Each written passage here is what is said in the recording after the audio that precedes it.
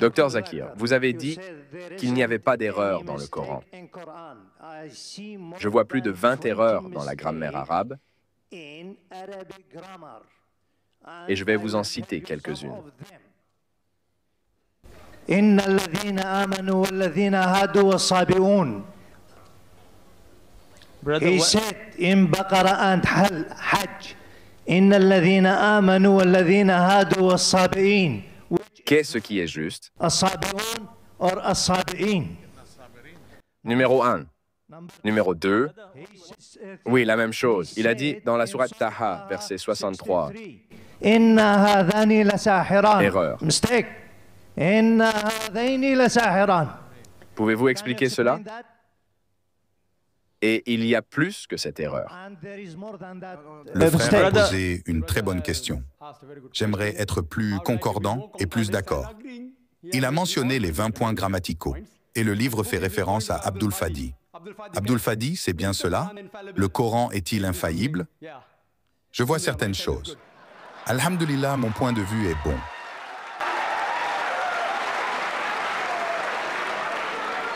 Je répondrai aux 20 questions ensemble, parce que j'ai lu le livre. Je répondrai aux 20, Inch'Allah, Inch'Allah. Point numéro 1, mon frère. Le premier point à noter, c'est que toute la grammaire arabe est tirée du Coran. Le Coran était le livre arabe le plus élevé, un livre qui a le niveau maximum de la littérature la plus élevée. Toute la grammaire arabe est dérivée du Coran. Le Coran est le livre arabe le plus élevé, le manuel de grammaire. Puisque le Coran est le manuel de grammaire et que toute la grammaire est dérivée du Coran, le Coran ne peut jamais avoir d'erreur. Point numéro 1.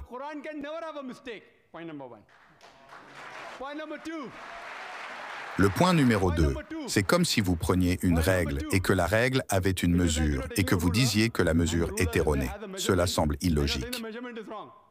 Deuxième point.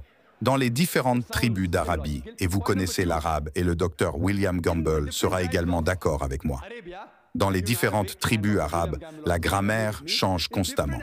Dans certaines tribus arabes, le mot est féminin, le même mot est masculin. Dans d'autres tribus d'Arabie, la grammaire change constamment d'une tribu à l'autre. Même le genre change constamment. Alors, allez-vous vérifier le Coran avec cette grammaire défectueuse? Non. De plus, l'éloquence du Coran est si élevée. Et vous savez qu'il y a plusieurs livres sur Internet. 12 fautes de grammaire, 21 fautes de grammaire. Abdul Fadi, 20 fautes de grammaire. Pensez-vous que ce sont des chrétiens qui ont fait ces fautes? Qui a fait ces fautes? Savez-vous qui les a commises? Les musulmans, les érudits musulmans comme Zamakhshari ont fait que la grammaire du Coran est si élevée qu'elle va à l'encontre de l'usage conventionnel de l'arabe.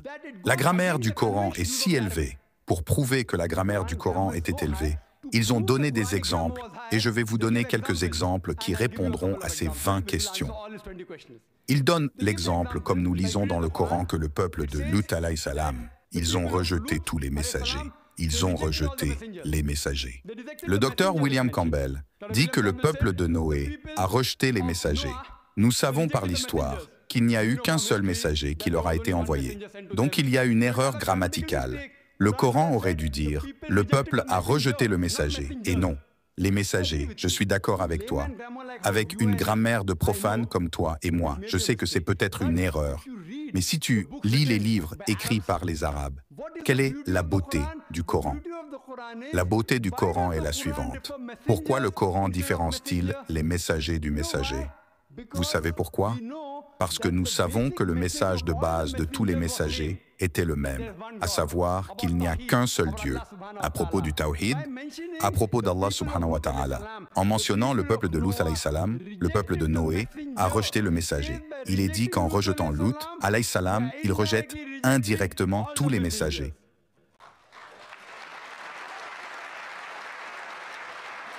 Voyez la beauté, voyez l'éloquence.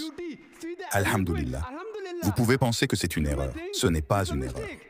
De même, les gens disent, le Coran dit « kun fayakun » alors qu'il devrait être « kun fakana », soit et c'était. Au passé, « kun fakana » que ce n'est pas « kun fayakun », mais le « kun fayakun » est plus supérieur. Il dit « Allah, il était, il est et peut le faire ». Le passé, le présent et le futur. Thank you, Dr. Naik.